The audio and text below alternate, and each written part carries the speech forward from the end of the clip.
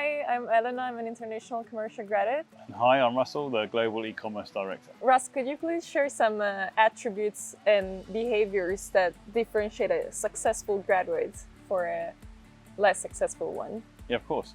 I think it's one that stands out, but I'll come to it. Because first of all, when we get the graduates, or when they come here, there's so many that are so bright, have great experience, more extracurricular activities than I have time to do myself. I have no idea how you manage.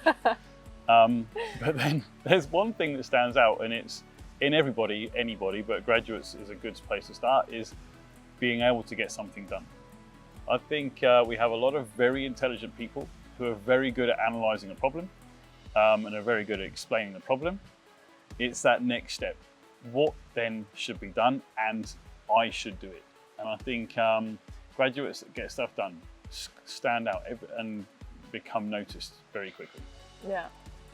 And how do you feel like they should balance the contributing part to the team, like doing stuff, with the learning part?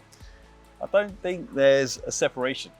Like the kind of learning principle at work is a 70-20-10, going from on the job through to formal training. I think 70% of learning is doing the job. So there is no separation.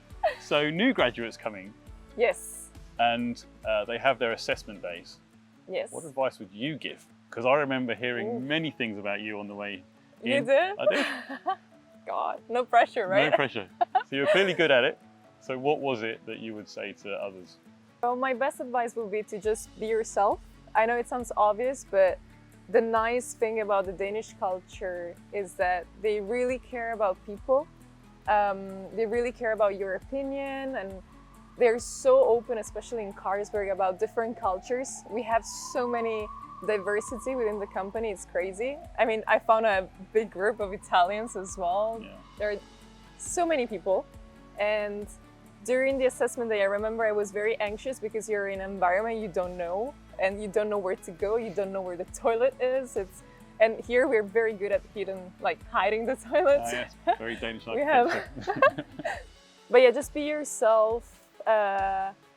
Also, what you said, just get things done. Say what you think, be humble, be aware of other people around you, and just make sure that you are caring for the people you're working with and expressing your opinion. Sometimes, I mean, there are some limits on what you can say because, of course, you don't want to overstep others' opinion as well. So there is a bit of a balance there, but just be yourself. And what preparation did you do? So when I did the assessment day, we received a business case in advance. So of course I prepared for that. And then I read some news around the internet on the industry in general. I was coming from the tech industry, so I was not very familiar with beer. So I just read online some news and stuff. But then, from a personal perspective, I didn't train, actually. I just really thought, okay, I'll just be myself. If they like me, good. Otherwise, it's not the company I should be in. Were you aware of things like the company strategy? Had you read any of the annual reports or the website? So I didn't read the annual report, because that's a big one. 120 pages or something. I know the finance graduate had to do it, and they were chatting about it, and I was just slowly changing conversation. Yeah, I went to the website, read some strategy topics as well.